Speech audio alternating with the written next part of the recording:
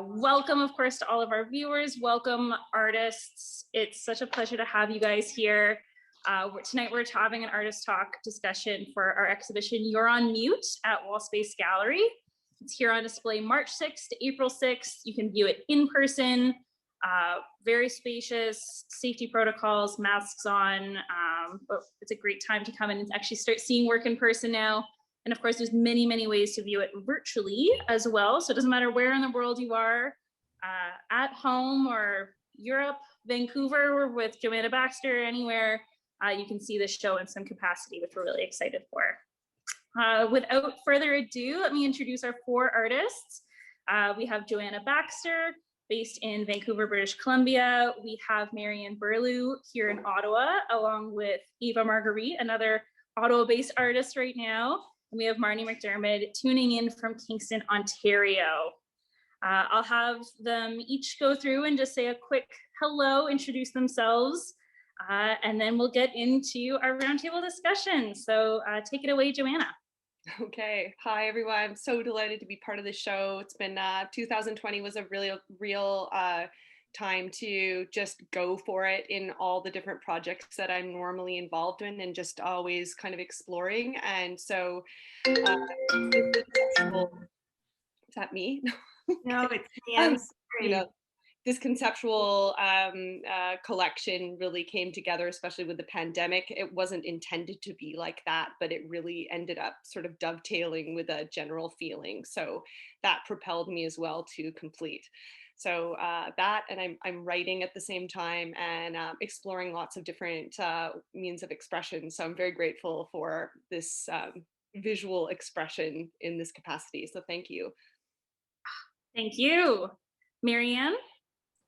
Hi, I'm Marianne. I'm an artist based here in Ottawa. I moved here in 2016, just after I finished my MFA at the University of Waterloo. The work that I made for this show was kind of a struggle, maybe a little bit of the opposite from Joanna. When I was faced with the pandemic, it was really hard to get into a creative spirit, but I fought through. 2020 meant different things to different people. It's been a real mixed bag, but it's really exciting to kind of wake up in 2021 with the spring and like have an exhibition like this to re-energize everyone. Oh, you're so right. I don't know if it's like this everywhere in the country, but I know in Ottawa, it is a fantastic spring day. It feels like a sign. Everyone's kind of starting to thaw. We can get to see things, feel things. Yeah. Ava, would you like to say a bit about yourself? Yeah, so I am a multidisciplinary artist based in Ottawa right now. I went to SPAO where I started at OCAD and I did my BFA there, and then I went to SPAO and finished a 2-year diploma. I'm just finishing up my artist in residency right now, so like next thing is kind of up in the air, but I just started a course at Ottawa School of Art and Printmaking, which I was super excited for, but COVID was a weird time, and I'm not going to go into it too much right now because I'm going to get into that in our conversation. But yeah, it definitely sent me on a different path that I needed but wasn't ready for at the time. But reflecting a year later, I'm like, well, it was fine. And congratulations on your being one of the artists in residence. Some amazing artists have come through that program at SPAO, so good to see you there. And last but not least, Marnie, welcome. I'm from Kingston, Cataraqui, and I like to always start whenever I do a talk, like just by acknowledging where I am, especially because my work is really related to the land and to the environment. And so this area of Kingston is traditional Haudenosaunee, Anishinaabe, and Huron-Wendat territory. And for sure, I feel super grateful that I get to be right here and experience this land and have it actually really fuel my work. It's interesting to talk about this land because the work that I made was actually inspired by a trip that I was on, an Ontario Arts Council funded trip to Hawaii, which got interrupted by COVID and was a different trip than I expected. And it took a while, kind of like Marianne, it took quite a while for me to be able to kind of move past the grief of that and make work. But yeah, I'm getting ahead of myself. I'm just really thankful to WALLSPACE and Aaron for organizing this and to be able to see the work of the other artists that are here, which is pretty amazing. Thank you for those words.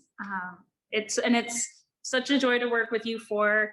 As you say, there's so many complicated feelings, and the work, yeah, it wasn't always necessarily created about or for COVID, to say the least, but hearing all of your experiences over the last year and just how your work and your lives as artists are so wrapped up in what's happening and symbiotic with the world. I'm really glad we get to hear your voices and how varied they are with your experiences. So the structure of this evening will be a roundtable discussion. So our artists will be asking each other questions, diving deep into the work, and we're gonna get to hear some really cool things about each piece. I will be sharing photos on the screen as people talk about specific work, so you, the viewer, can get something up close. And there will be a question and answer portion at the end of the evening, so you guys can ask questions. I can walk around the space for you to see something in particular, stand far back, stand up close. So feel free to use the chat function on the side. As the title, we're gonna actually keep you guys on mute until that question and answer period, but there'll be lots of time to join in the discussion then. So thank you, everybody. And we'll start with hearing some words between Marnie and Marianne. So one of the pleasures of this show is just getting to see the work that other people created. And I've always loved public art, like the idea of seeing art in unexpected places. And my understanding, Marianne, is that some of the photographs, I don't know if you even call them photographs, that are up in the show are of posters that you put into a park. And so I'm wondering if you were able in this situation to get feedback from people who walked through the park and saw the work and what kind of impacts it had on them. It's interesting. I've never done a public artwork before, and it felt like a really heavy gift to be given by the city, because I always feel like public artwork really has to answer to the community. And sometimes that can be a really brutal experience. And at the time when I was asked, it was like end of June, early July. And at that time, it was kind of the height of the Black Lives Matter activism around the country and in the US, and also the height of a bunch of other issues that had begun because of the pandemic. And so I really felt like I needed to make something that spoke to that, but I didn't know if it was really my place to speak about some of those issues. So I made work that I thought could be like a meeting place for a lot of people over a lot of issues, and without kind of telling them how to feel. And I guess I had a lot of fear about what it would be like to put up the work. So I had them printed on 24 by 36 banners that I figured I'd affix to some of the chain link fence in the park. So two of the posters are on chain link of a baseball diamond, and one is on the chain link of a backstop for a soccer field. And I'm still pretty introverted, so I really wanted to avoid people. And I went early in the morning to put them all up. But there were still people that passed me and no one spoke to me. No one said anything to me, except when I was putting up the You're Impossible poster. And I just had an older woman come by, look at it and say, I love it. And then go for her morning walk, which was really nice. And I've had some people talk to me, like maybe 2 people really talk to me and just ask about it.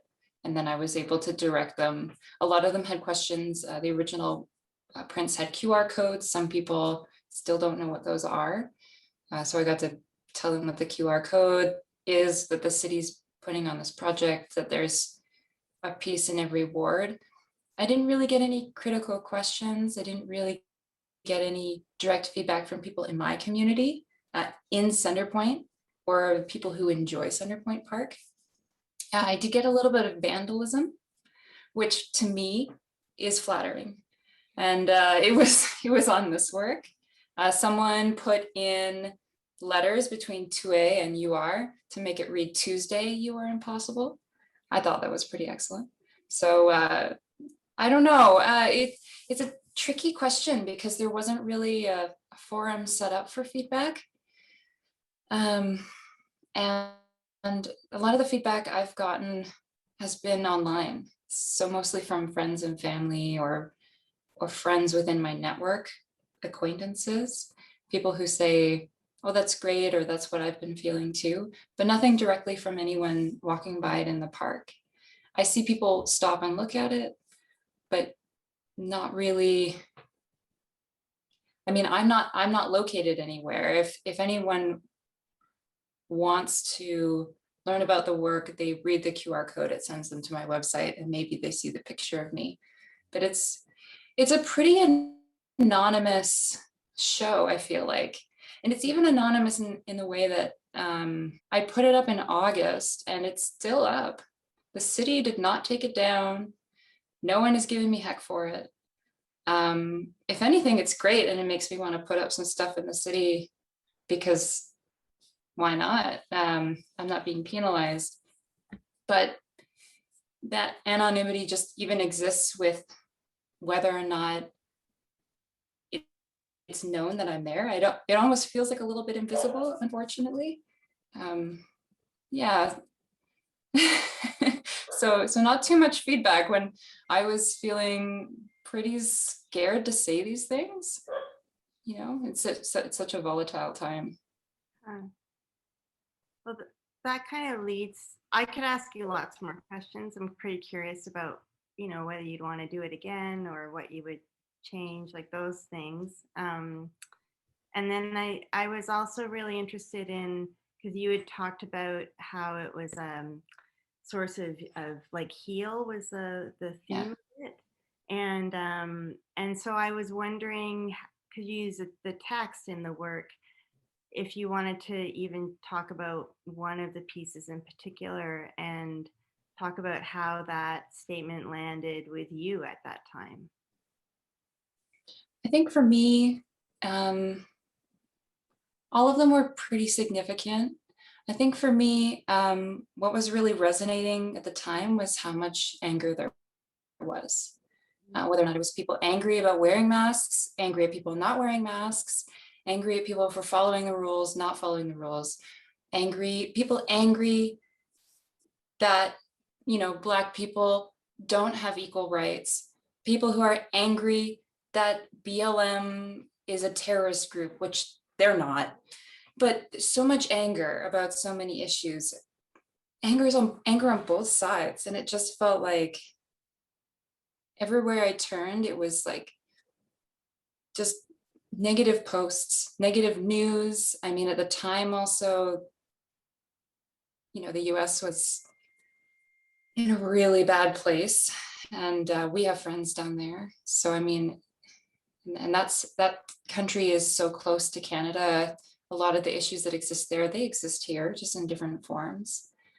And I just felt like I saw a lot of people who weren't talking to each other. It's a lot of polarity. People who say, oh, you're not being activists in the right way, people gatekeeping the appropriate way to respond to these issues, or saying that there's an appropriate way or a very specific, strict way, you know, that it should maybe be black and white, do or die. You know, if you don't wear a mask, you're evil and you deserve to die. Just really, really radical anger. And I kind of wanted to give people a chance to look at themselves and like look at the anger and then maybe go somewhere else with it. And the statement of "you're impossible" is really about just realizing the miracle of everyone and trying to respect everyone for who they are, to make it be like, yes, everyone is annoying, everyone's impossible, but not everyone's going to follow you or believe in the same things as you, and that's okay. It's about cooperating with each other, right? And mutual respect. And I think forgiveness, the forgiveness one is a little tricky. I would love to ask everyone to forgive each other, but I also realize that has to do with processing a lot of pain, and pain that maybe you're not ready to let go of, or has some sort of meaning to you that keeps you going in a positive way, or a way that you want to continue in your life. I feel like this one is maybe the most radical, is asking for forgiveness, because it almost felt like dangerous to say, because maybe I was asking you to forgive, someone who's evil, someone who really shouldn't be forgiven. Am I saying forgive the white supremacists? The answer is no, but I think that, well, not but, also I think that there's got to be some sort of meeting at the table, or some sort of openness, so that we can deal with people who are different from us. And maybe that's a forgiveness of them being different, or maybe that's a forgiveness inside yourself that you're so critical. And maybe you can like let go of things if you forgive something. I really can't tell people what to feel, but my hope was just, these are some things that I was tackling. And so I thought maybe it could give people a chance to think on it for themselves, and maybe what's going on in their life. Well, there's a lot in that. There's so much content in these, like from what you've been talking about, and it's almost like it'd be interesting to have like small discussions with diverse groups of people about how they respond to these different events, and what that means to them, and how that can be different for different people also, because of what they've experienced or what they live with every day. And yeah, so it raises way more questions than answers, for sure. Yeah, I like that perspective. It would be really nice to workshop these ideas with different groups, or even just be able to get that feedback that I haven't had from my community. Thanks. So I guess we get to turn tables, and I get to ask you some questions. That's right.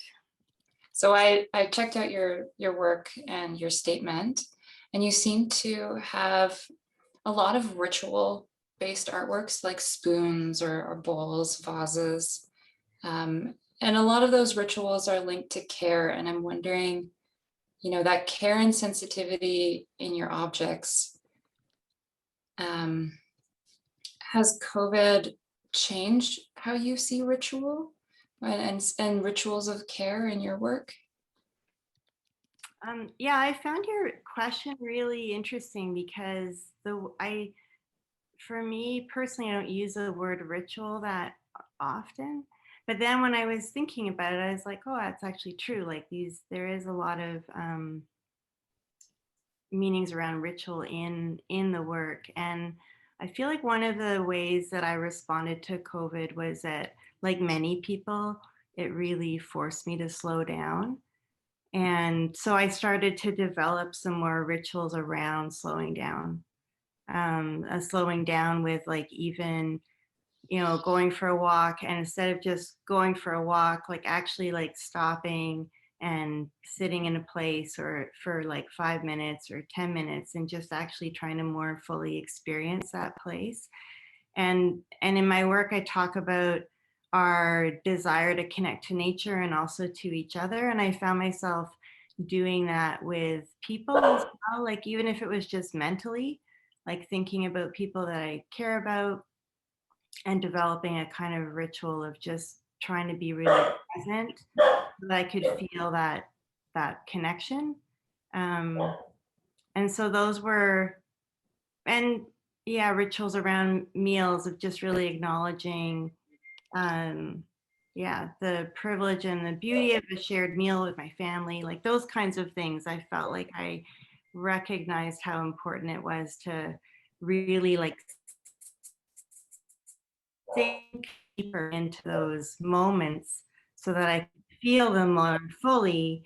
And there were so many other feelings going on that tended to like overwhelm, right? Like feelings of anxiety, uncertainty, whatever, all of grief, all of those kinds of things that are, yeah, when they're so loud, I was trying to figure out a way to acknowledge them, but also sink into the other ways, other feelings too, that have more to do with connection. Yeah, I think that even your work that's wall mounted, there's something to be said about building that intimacy in your internal space, like your home space as well. And those moments to connect with nature or connect with an environment that you associate with like love and belonging. So my next question for you was, and maybe you can put the twist on this question because I didn't know you were in Hawaii for some of your work last year, but has being stuck in one spot changed how you use the landscape in your work, or how you imagine the landscape and its role in your work? How has that changed in 2020? I think I noticed more deeply, like kind of going back to my other answer, but I remember seeing a post by a friend and they had taken a picture of clouds and they said, is it just me or are the clouds like just incredible these days? And I was like, I think it's because we're looking at the clouds. The clouds are always like that, but we're actually seeing them. And so I feel like that is something that that in terms of my connection to like the local environment, I could, the feeling I had, the palpable feeling I had of like how much better I felt when I walked, even just like stepped outside my house and felt the air and the sun. And that was quite like dramatic. And so that, yeah, it maybe crystallized or clarified for me some of the themes that had been in my work that were there, but I hadn't even necessarily noticed them as strongly or as I did during this past time. Definitely, yeah. I think that both of our work was kind of trying to get back in touch with nature, at least with mine in that little way of trying to connect when people are going out and are, spending time in natural spaces that they took for granted before. The park here, during the first lockdown, there was always a group of, always people walking, not a group, but always people walking.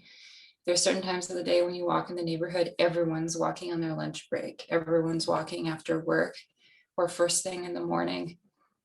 And I go out with my dog, and I always have, but now that we've been dealing with these lockdowns, there's so many more people in the park. And just before the sled ban or the tobogganing ban, all the small hills in the park in Center Point had like a group of kids. It didn't matter how big the hill was. There were kids out there on toboggans. So I think that there's connecting with nature is so powerful right now. Mm-hmm. If I can jump in, I really love that anecdote about the clouds, Marnie, because I feel like that's how I really envisioned your work connecting with this show, and especially the saying of "you're on mute," is it feels like you're taking, this is a visual representation of you taking the mute off of nature rather than a person or a feeling being silenced, as we maybe see more with the other work. To me, I feel like you're making sure that the beauty of nature has the microphone, and that if we really see it and make those connections, it will save us, really. and save it. Yeah. So I think we're going to hear a little bit now from Ava and her questions for Joanna Baxter's work. Yeah. Okay, so I just have them written out here, so I'm just sorry. So Joanna, my first question for you is, what fascinates me about your series Man Down is that you started before the pandemic, which speaks volumes about the culture we live in, our obsession with productivity, and how our sense of self-worth comes from our accomplishments. So my question is, in relation to your title Man Down, are you examining the role that toxic masculinity plays within our society? Big question. Sorry, I'm not nervous at all. Okay. Well, it is a big question, and it made me think a lot about all the different stresses that accumulate into this idea of a universal man down. I mean, the show is called Man Down, or my collection is called Man Down, always was. And it was more of an instinctual title, just like how when I started throwing myself down in random spots was just an instinctual thing. It was not contrived. I think I've thought about it a lot, like where did it come from? And I think that there was something instinctual and free about just acting on some deep random nuance of situational, just it started with the railroad tracks, we'd be out there hiking and I just had this instinct, I just had to lie down on the tracks. There was something so completely abstract and absurd about it that I think these things just come from some sort of it's like an expression of very deep nuances of sense of humor and a combination of sensitivity and observation and experience. And I think for me, as a storyteller too, I think that my sense of humor revolves around those tensions, and it accumulated in this man down compulsion. And as I went on with the project and it started to kind of gain momentum and started to become something that would pop up in my consciousness on a more regular basis, it made me think about how and what I've learned from this process is that where it came from was deeply instinctual, and it took the process for me to really examine what those things were. And when you ask about toxic masculinity, I would say that that would be an extraneous force within it. It's not something that I considered as a main motivator by any means, but once we sit down and examine all the layers of stress or all the layers of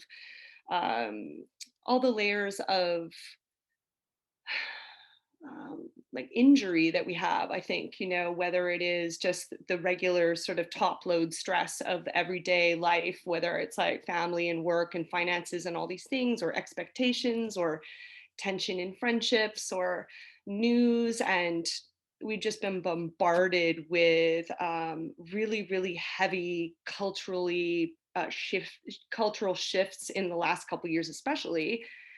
So with movement of women and Black Lives Matter and this censored cancel culture and things like this. And most recently, with say Dr. Seuss and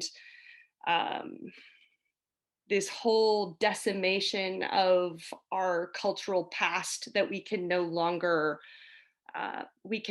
support, and this movement of trying to recreate or sort of chop down all the old statues so that we can feel more comfortable where we are and how we're acting in the moment. And I think that I don't agree with that kind of approach at all. And maybe I'm going down the other long tube here, but I would say that the masculinity comes in when I think, even in this recent example with Dr. Seuss, for example, where it's a comment against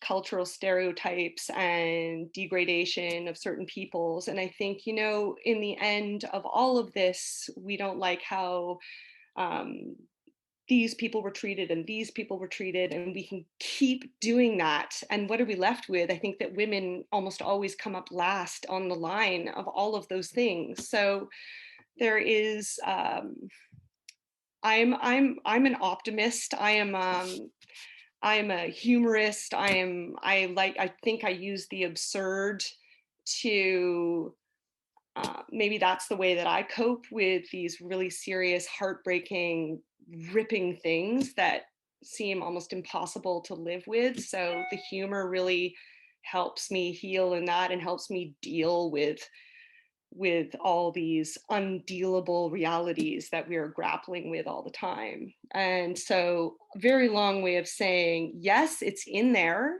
but it's also lumped in with a huge load of darkness that we all live with, we all deal with, we all have to process in our own ways, we all survive with it somehow. So yeah, I definitely am touching on those dark things that are very difficult to talk about, and also things that people don't usually really want to talk about. So we do end up carrying that deep, dark weight inside us. And so the man down figure is just kind of like almost just like putting it on the page. There it is. Like the figure is a symbol of the things we doth not talk about, so yeah. And that's why, like, I love this series, is just how you approach, anyway, how you approach these themes. So my second question is, in some of your photographs, you have an audience surrounding this man down. What choices were involved in deciding whether the subject was surrounded by others or not? Was it circumstantial or staged? None of my photographs are staged. They're all just kind of, they're impulsive, just as I go along in my own life. The ones that ended up in the show were, I wanted to have a balance of finding it absurd. I like to just mess things up, I think. It's sort of like, I hate the whole idea of becoming complacent in things, and we become complacent in the very things that we strive towards in our lives. We strive for some sort of version of easy and good and comfortable and beautiful, and made it and figured it out, and and all of those things are kind of resting points. They're all like, there's nothing beyond, they're kind of a high achievement point. And I think that I naturally rebel against that idea. And so I am compelled in my own life, where I have a beautiful, amazing life and family and friends. And the Iceland photographs, that was my last trip, which was October 2019. It was a girls' trip, which we had been planning for like 100 years, finally made it happen, thank God. But, even within that, where you're just surrounded with such, I was brought to tears by the beauty that was around me in Iceland. I really was so deeply moved, and I felt so incredibly, almost just, how am I even allowed to see this? It was just tore me apart. And then right in the middle of that, I think the absurdity comes from just being, laughing at myself at how emotionally involved I just got in this, it goes on meta levels. I just tend to think like that, where I just sort of get out of myself and look down, and then get out of myself and look down again. And I think that I just had to kind of just like throw a corny joke in there to just level it and remember, I'm just still a puny little human, and don't get too ahead of yourself, and let's just put some dorkification in this for a second. So I don't know, there's how else to say it. It's in the moment, and I'm seized by it when things are almost like, when things are too good, I just have to wreck it somehow. I just have to mess it up, like not in a destructive way, but just in my own little tiny brain humor way. It gives me pleasure. I love that. That's so great. I'm a big fan. Yeah, it's good. Okay. So,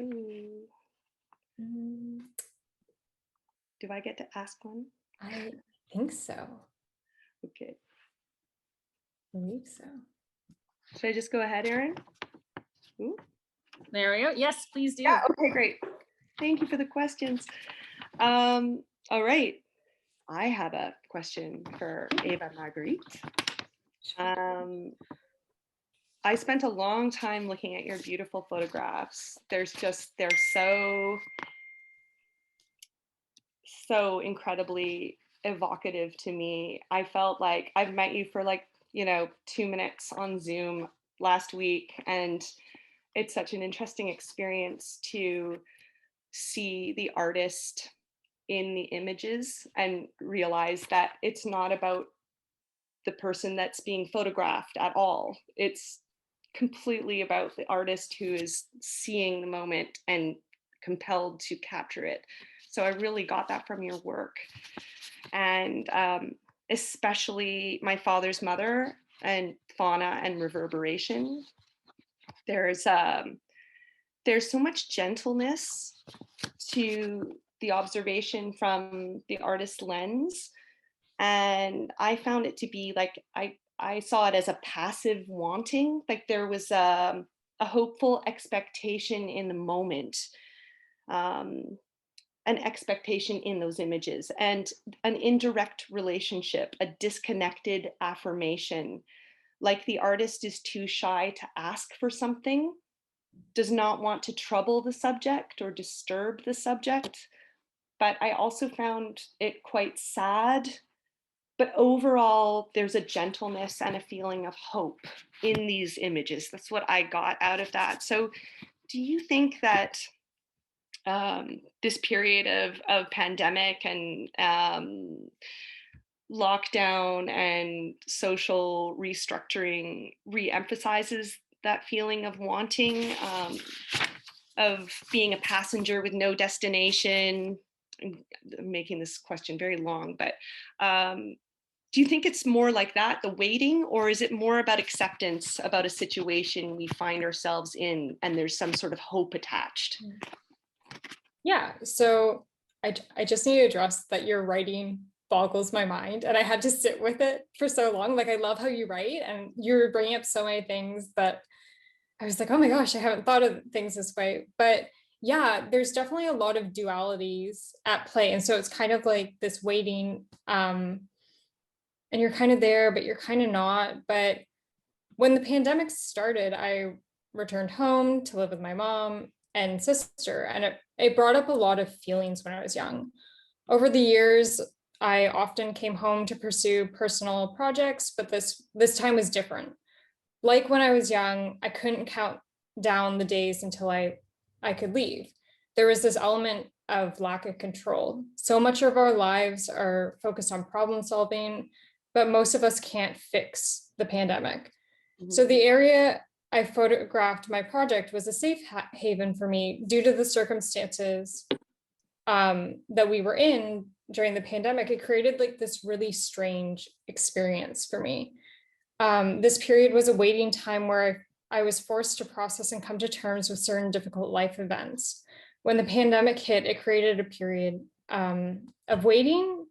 So previously, I used the bush around my home to escape my home life and the outer world.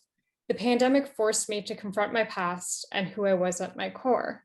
So I described this series in relevance to my childhood as being underwater.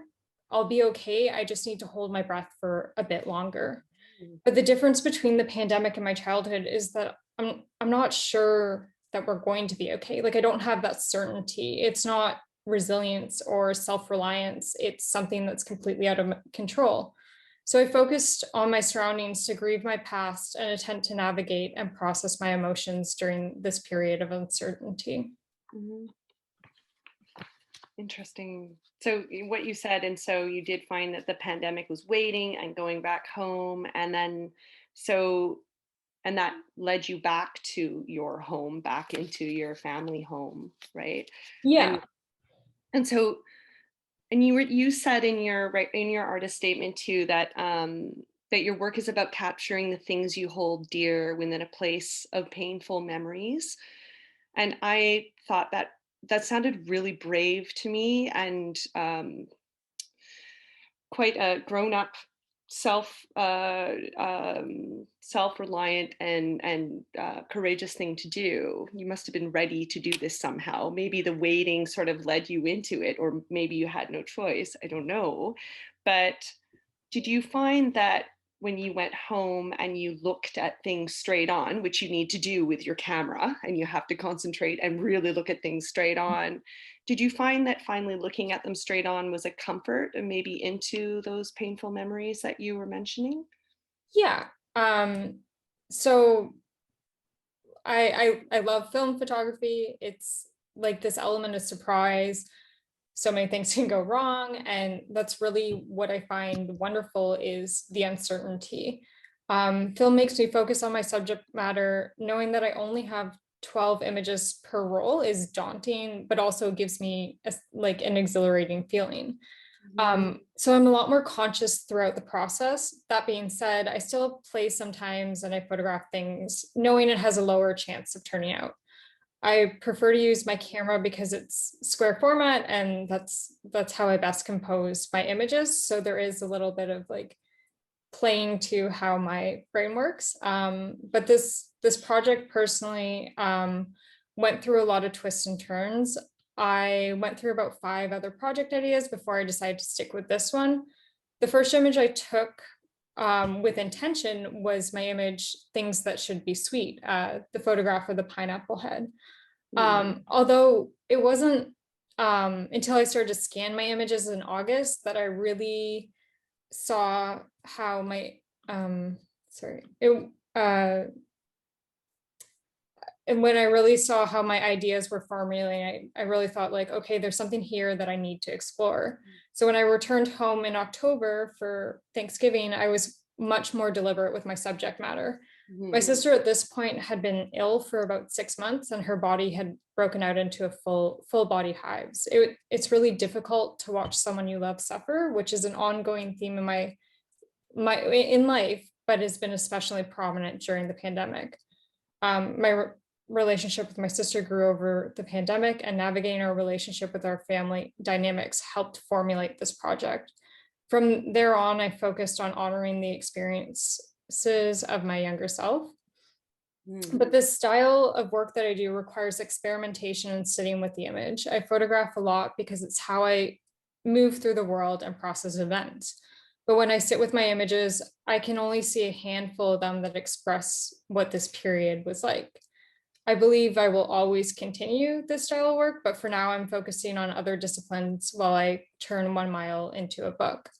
I am a storyteller, but because I am neurodiverse, writing isn't the most comfortable mode of communication, which is why I focus on visual creations to relay my story.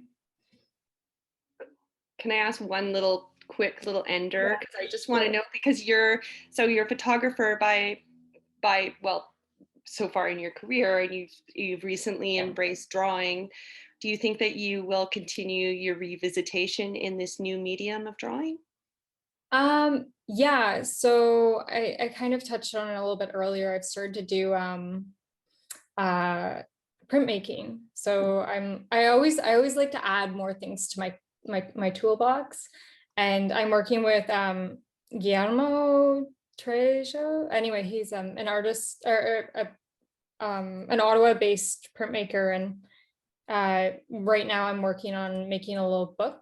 And so I'm gonna keep continuing in different ways. At the beginning of the pandemic, I did a lot of watercolor work, and I just want to test and see kind of what my groove is before really, like committing to things. But yeah, thank you for your questions.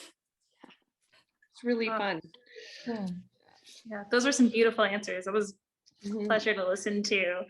We're going to take it back, still listening to Ava, but how she's responding to Marnie McDiarmid's work. Yes. Sorry. Marnie. So my first question is, I'm drawn to the softness of the colors in your pieces in relation to the subject matter. Can you explain why you represent plants with defense mechanisms this way and how these dualities play off of each other? Yeah, it was really interesting to get your question because the sculptural work, like I mean, I think that kind of going back to what I said before about art creating more questions than there are answers. And it's, you know, how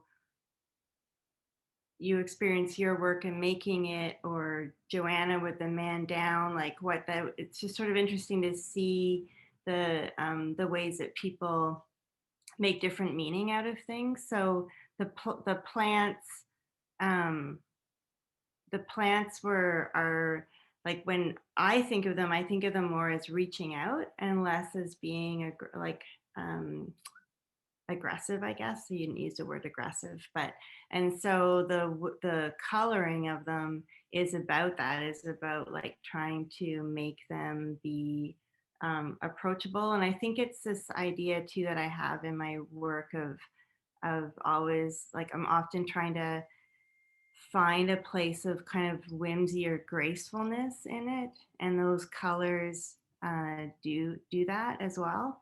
And then, you know, as I was thinking more about it too, that said, like, I certainly feel like there's sometimes in nature when you're very aware of the natural world as being way more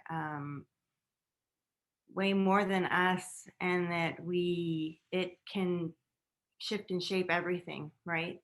And so, yeah, so then that made me think about how that theme is connected to your own reading of the sculptures. So yeah. Well, I think they're beautiful, and I loved spending time. I don't see a lot of sculpture works, so it was really exciting to engage with not only sculptural work, but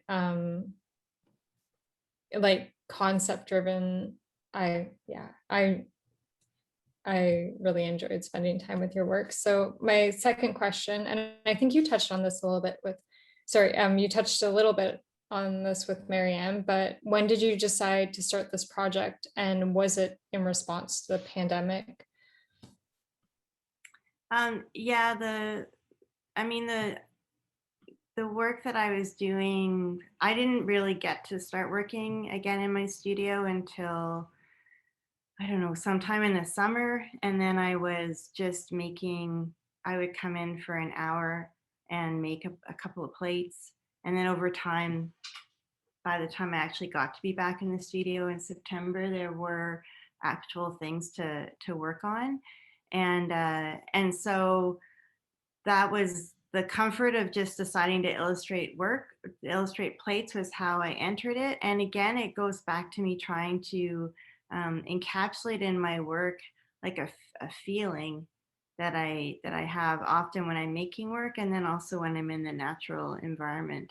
And so even though the pieces were inspired by the time that I had in Hawaii, they were also connected in a way to my everyday of trying to find that in the everyday.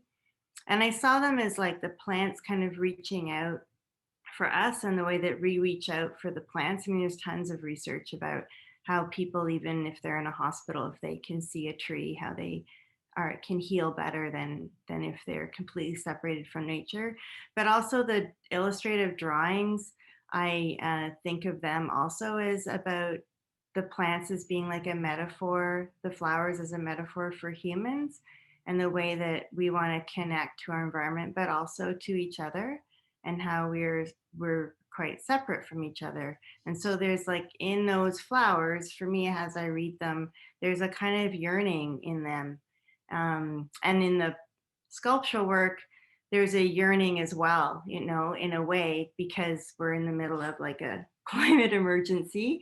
And so that for me has a big impact on how I'm affected by being in the natural environment. which is interesting, just thinking, going back to what Joanna was talking about with A Man Down. I read those really in that way, in terms of climate and the idea of like the man being like our society, all of these things that we've built up, and that how, to me, like they kind of have to go down in a way for us to be able to figure out how we want to create something different. So yeah, it's just anyway, I'll stop babbling away, but No, it's great. I did have one tiny question. I noticed in the painting that you did on your pottery or your sculptures, you had little arrows everywhere, and I want to know if those were significant, or if they're deliberate or not. I just found them very curious. oh yeah, sometimes, I'm trying to think of that piece, sometimes what I try to do is graphically pick out a part of an image and then reproduce, reduce it. So I'll go to my drawings and then take something in the drawing and then use that almost as a background pattern. So I also really love, I love wallpaper. I like the idea of making, so for example, yeah, that is actually the pointy bits on a cactus. That's what it looked like above. So I'll take one element from the plant and then I'll turn that into pattern. And for me, like a lot of one of the things I'm interested in my ceramic work is like the idea of making special, like taking something that is maybe kind of as routine as your morning bowl of granola or whatever you have for breakfast, and decorating it, and the idea that the piece, the bowl, or the object has been really considered and touched many times, and that there's like an emotion in the pieces, and that can be brought into daily life. And that's kind of a response to our sort of mass consumerism, lots of plastic, lots of, many objects instead of a special object. So that's some of the stuff that comes from there. That's so great. I'm so glad I got a chance to ask you about that. Thanks. So I had a questions also for you. So I was also wondered how your work, how you felt that it was influenced by the pandemic, which you kind of talked about already, but if you have more things. I have an entire answer ready for you. So okay. Different. Great. Yeah. So how my work was influenced by the pandemic. So a few weeks after lockdown, it became apparent that we would be locked down for a while. So the previous summer, I had photographed a series called Romantics, and it was on expired black and white film. And I kind of rediscovered my love for film photography. So I ordered a bunch of color film because I wasn't sure if I was going to be able to get it in the future. But very quickly, my life became a routine. I woke up, I meditated, I ate, walked around the bush for a few hours with like my cat and my camera. I'd go home, make art, went for another walk with my mom, spent time with my sister, and I was quickly in a routine that I really didn't want to be in. So I started thinking about the quote, and as I did more research, I'm not quite sure where it originated, but insanity is doing the same thing over and over again and expecting different results. And every time I passed that pineapple head on the side of my street, that phrase just rang louder and louder in my head. So in the series I do, the photographs are created among difficult periods of my life. And before the pandemic, I was meant to graduate from SPAU, and that was put on hold indefinitely. I was angry and lost because I was kind of in the middle of a transition period. Photography has always been something that grounds me and helps me regain control when my life is less than so. I definitely had a so what attitude towards this project. It wasn't meant to be anything. I knew that my artist in residency was coming up in the fall, and I had a plan for that, which I can fully admit now I threw those ideas out the window once I started developing this film. So ultimately, this project was for myself at the time I started it. Coming from a conceptual photography background, it felt a bit rebellious to make something that didn't have a clear direction and was simply responding to the events that were playing out in the world. So the pandemic allowed me to explore freedom in my practice and being okay with not having a plan. With amazing results. So funny that, right? When you don't necessarily have a plan, there's space for other things to emerge. And one of the themes that feels like is in Marianne's work as well is this idea of healing. And that's, I felt like that was in yours as well. I wondered if you wanted to speak to that. Yeah. So I also have another prepared answer. So creating photographs for me in regards to healing is a necessity. When we are in a place we can't escape, whether it's emotional space or physical, we find ways to cope. I recently have been examining the relationship between sublime beauty and abuse. So the pandemic has brought up many questions around healing for me in regards to the earth, society, and my own personal recovery from trauma. Recently, I've been thinking about the role alcohol plays in our community and the normalization of alcohol abuse.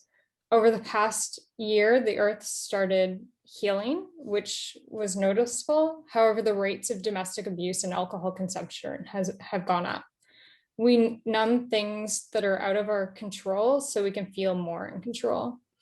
So growing up with developmental disabilities, I always felt invisible. I couldn't relay my thoughts to the outer world and could not connect with the people surrounding me. This forced me to create my own world that I could comfortably exist within the discomfort I experienced daily. My dad is an alcoholic and a narcissist, so my childhood was hyper controlled. Since narcissists like to control, having a neurodiverse child creates an ongoing battle within the household because I can't be molded to fit my father's needs. In my own practice, photography is a form of meditation for me. It creates a space to process my thoughts and experiences. It allows me to search for meaning. I tend to focus on obscure things that others don't give a second thought because I identify with them. The pandemic brought up feelings of inadequacy that I had felt growing up, these parts of myself that hadn't healed, and provided an opportunity to unpack my childhood in the place that I grew up in. Yeah. So. Well, they certainly are evocative. Like there's a lot of emotion in the pieces. You can feel that, but it's that interplay, right, that you talked about between with the beauty and also abuse, and it comes out really clearly in your work. I want to say thank you, but I'm like, is that should it be? But yeah, I definitely all these questions have given me a lot to reflect on about my work that it's possible I didn't want to think about, but it's quite incredible to have these conversations with pretty much strangers, and so I don't know. So well, they're really poetic, and in that I mean like they hold a lot of there's a lot of content right in a small space. And so I think for me as a viewer, like I felt that when I looked at them, and so they're really compelling. Thank you. Awesome. Beautiful words. Yeah, really loved your questions, Marnie, and your answers to them, Ava. We'll go to our last pairing of questions between Joanna Baxter and Marianne Burlew before opening it up to questions to the audience. Which will be in about 10 minutes time. So if you've got a question, almost there, but I'd love to hear what Joanna and Marianne have to say to each other.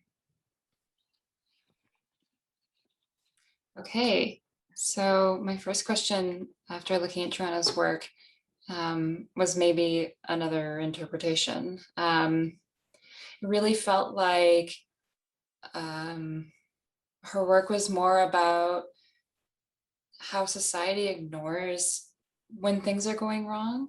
There's kind of this uncanny aspect of the work where, you know, there's this intense discord between, you know, beautiful, perfect, expansive landscapes and this, you know, tiny person who's obviously in distress, or, you know, maybe they're even dead. So I'm wondering, you know, I think we've probably touched on this a lot already, but how do you think the pandemic changes how this is read? And does it change anything for you? Has anything in your mission changed since the beginning of this work? Yeah, that's a great question. Definitely. I mean, I feel like I've talked about this a little bit already, about just how even just this, I'm calling it the salon we're having, you know, just like really thoughtful questions, and makes me think much more deeply about the process, which has been such a learning experience the whole way.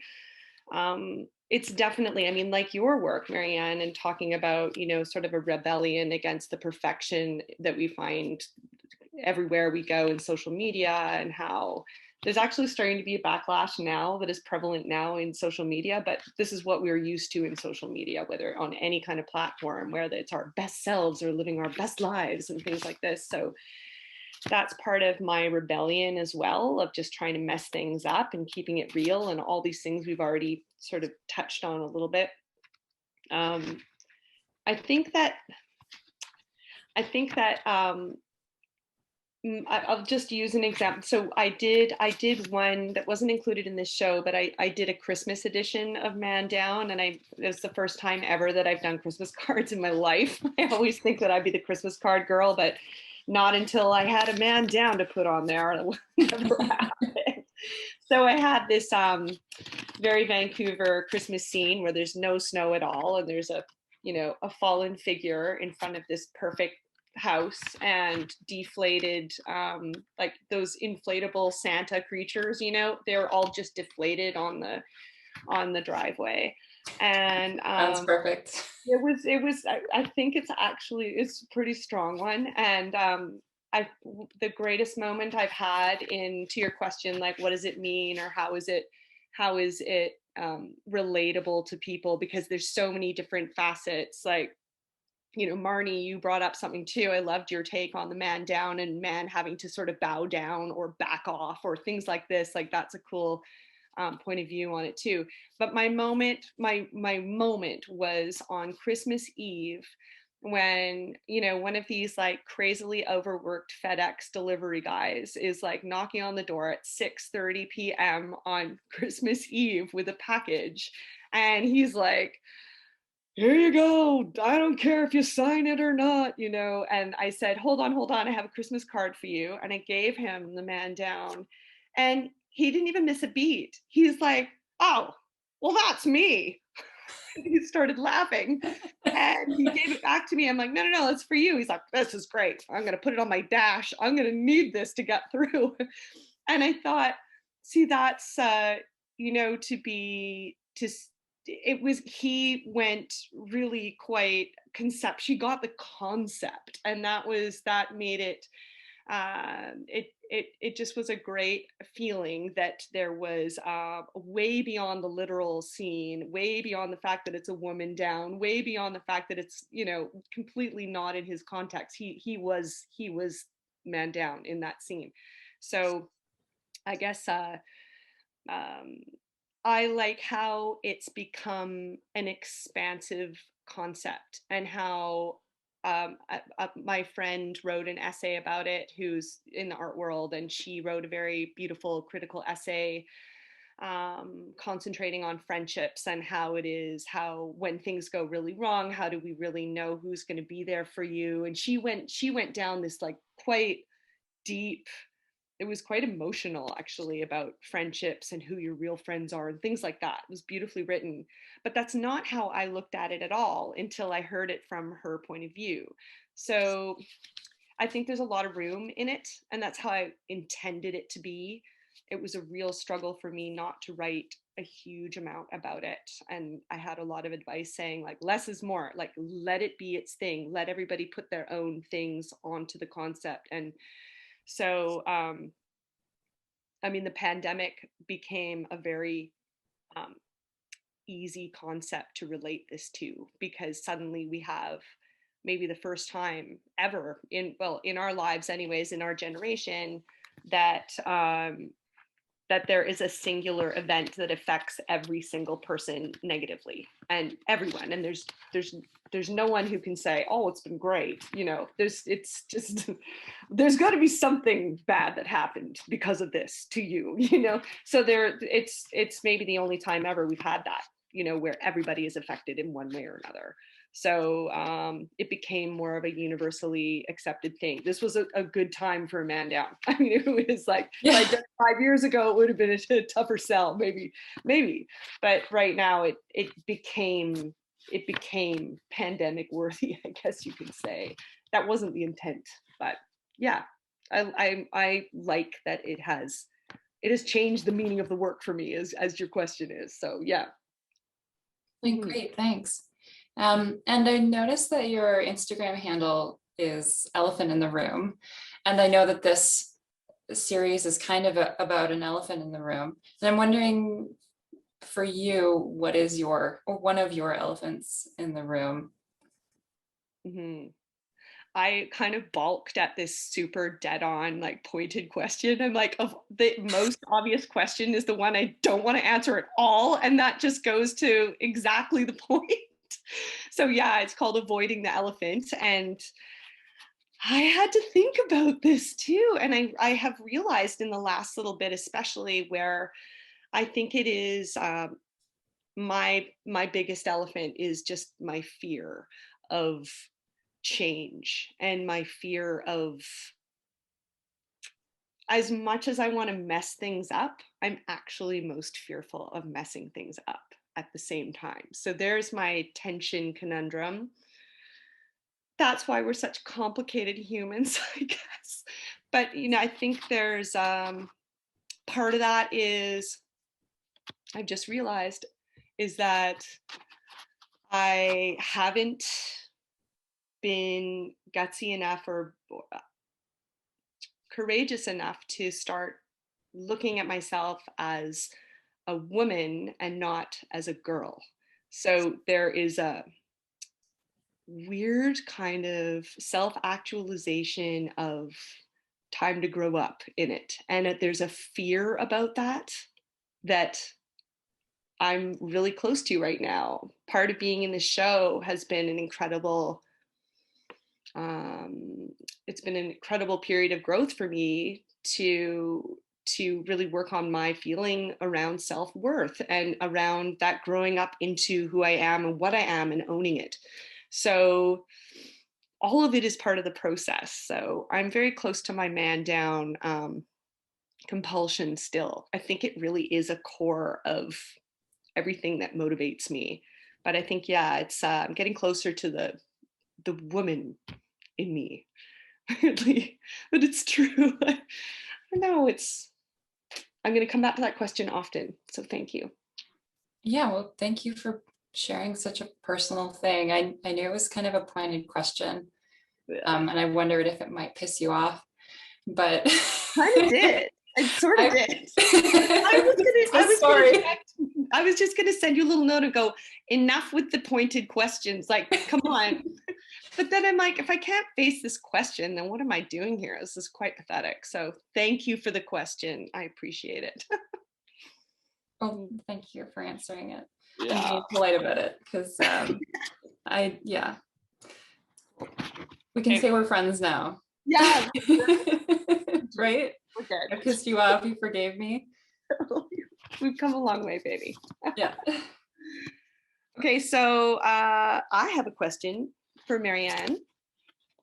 All right, so I'm just gonna go right in. I found that your title of weakness was very provocative right off the start. And I thought that was really interesting because, again, I see such a great commonality between all of our work and hearing you talk about it and like, yeah, me too. Oh my, yeah, that's right. Yeah. We're coming together in this discussion in such an interesting way. And weakness, to name something weakness felt very strong. It feels so rebellious to just go in there and say, that's what I am, and finding strength in that title.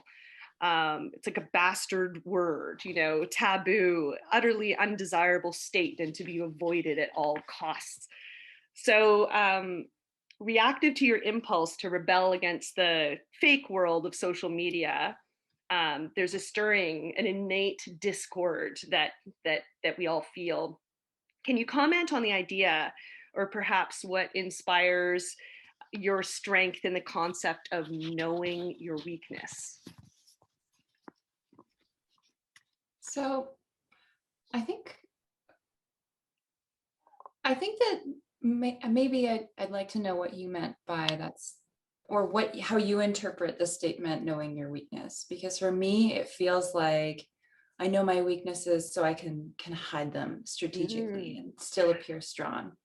And I feel like for me, when I want to explore weakness, I want to kind of give the proposition of like, maybe we can walk into the room and be soft and mushy and unsubstantial, and we're still allowed to be there. We don't have to be perfectly scripted, perfectly coiffed people in order to be deserving. Maybe knowing your weakness for me is accepting weakness.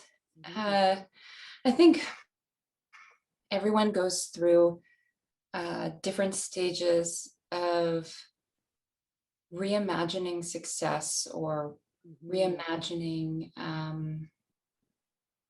where they are in their life and what it means to them.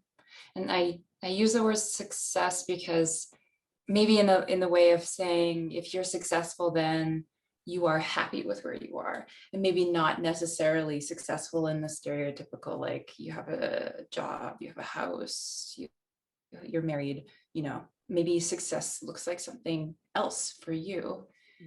And I think for me, it's been something of a battle that was pre-pandemic, of trying to, being really self-critical, seeing all my flaws, and still trying to imagine myself as deserving of anything.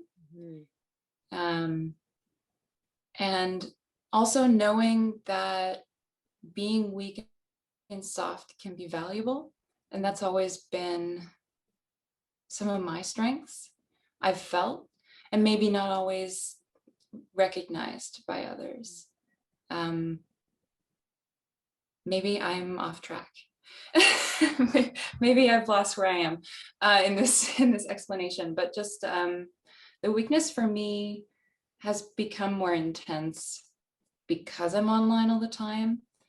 And a lot of why I've started working with digital work is because of the online world, partly because it's gorgeous and beautiful. Like, you can see these images that are delicious, but they're not real. And the seductive quality of that, but also because it's easy to share things. It's a lot more portable. I just need a table and a computer, albeit not a cheap computer, but a reasonable computer, and some software knowledge. So it kind of feels like something that's a little bit easier in my pocket, but also contains this huge world. And being online, it's all messages trying to sell you something.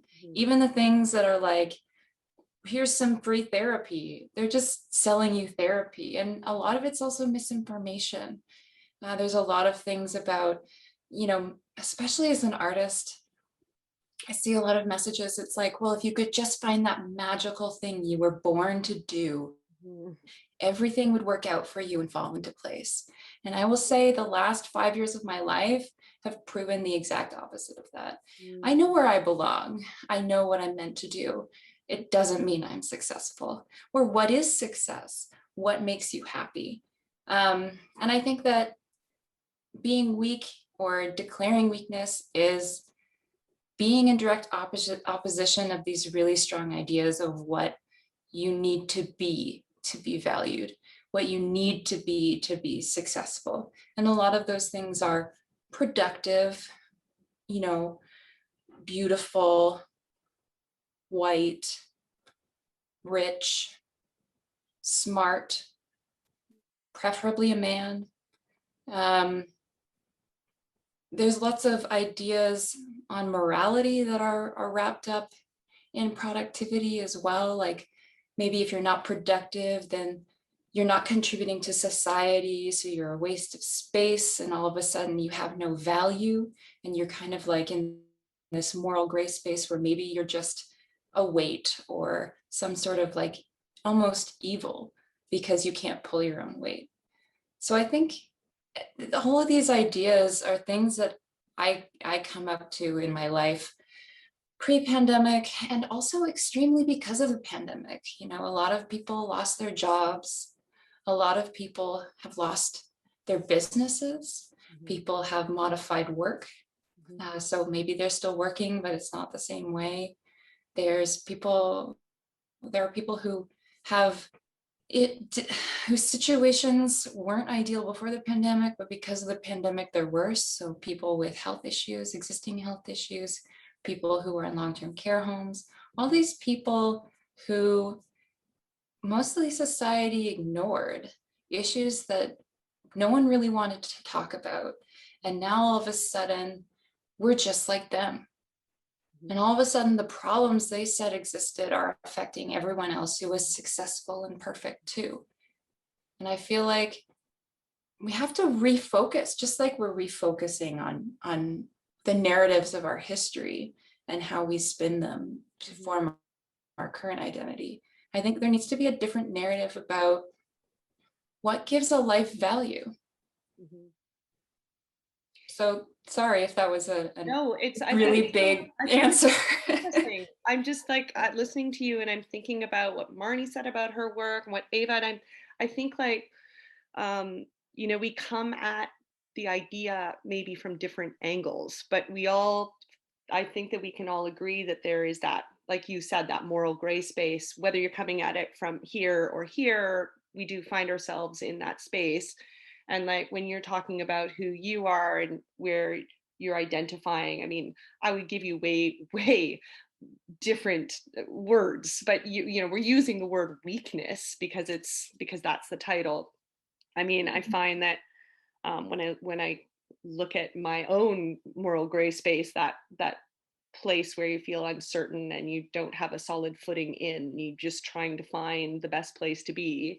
I feel like I come at it where people see me in a certain way, and back to what you said about what's the elephant in the room is just that they're not seeing my deep, vulnerable, weak side that I need to be seen too. Like that is a very, very precious part of me that I don't show a lot of people, but it's like, and society likes that, you know, people like that. It's so great and fun and interesting. And there's like not all this like Debbie Downer weakness or whatever, but that is the same, that's the part of me at the same time that I long for and that I need to be kind to.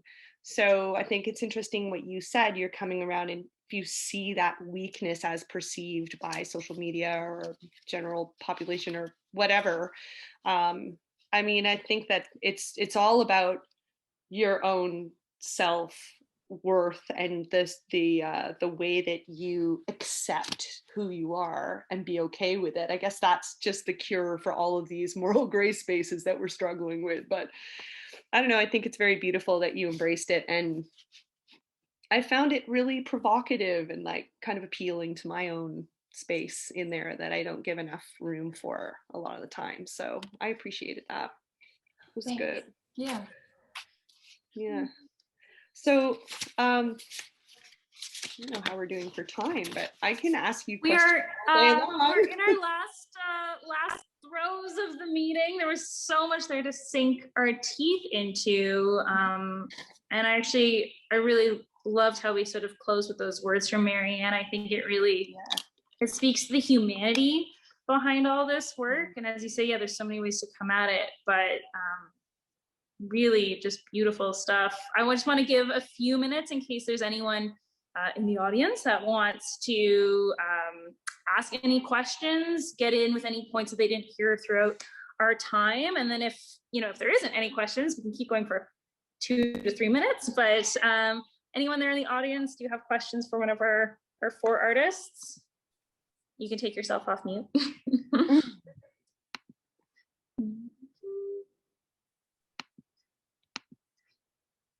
Otherwise, have we exhausted the subject? We've answered all the questions. It's been great. We put 4 brains together and we did it. You guys did amazing. I don't know about everyone else in the audience. I just felt starved for these beautiful conversations and to get to really hear them and have these artist spaces to support you guys so you guys can talk to each other and discuss the work. I mean, like, I think that's what's really missing, or has been missing, I should say, over the last year. So thank you for your time and joining us. This was wonderful. Joanna Reynolds says this was awesome. And yeah, I think everyone can see this, but just in case, thanks for a wonderful set of conversations. Here. Yeah, thanks everyone for coming. Yeah, this was really enjoyable. So great to hear all of you talk about your work. It's really inspiring.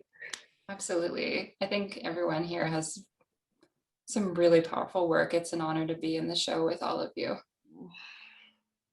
And lots to think about coming out of it. So that was great. Good. Feels like real life. Let's talk again soon. Good. But like, absolutely. No, how incredible is it that Joanna and Marnie aren't in Ottawa and we get to have these conversations? Like, I know. The pandemic, if anything's come out, I love this. Yeah, and Marnie, maybe next time you'll be in Hawaii and be extra smug over there. No kidding. So, well, I hope everyone here has a beautiful night. I guess I do still see a lot of guests with us in the video, so I'll just say that just a reminder, if you want to come see the show in person, you're here in Ottawa. The gallery is open Monday to Friday, 10 to 6, Saturdays, 10 to 5. You don't need an appointment to see the art. You can just come on in and enjoy. Tiffany, Kayla, and I are here to talk about the work with you. You can also view, collect, and experience the work through text, virtual walkthroughs, and images at WALLSPACEGALLERY.CA. Other than that, I hope you guys all have a beautiful night. I'm gonna go get some yummy dinner and just relax, enjoy. You guys really deserve it. I love this show. You all did such beautiful work. Thank you. Thanks, you so everyone. Much. So great. Thanks, everyone. Have a good night. Bye. Thank you. Good luck to everyone in the whole show. So great.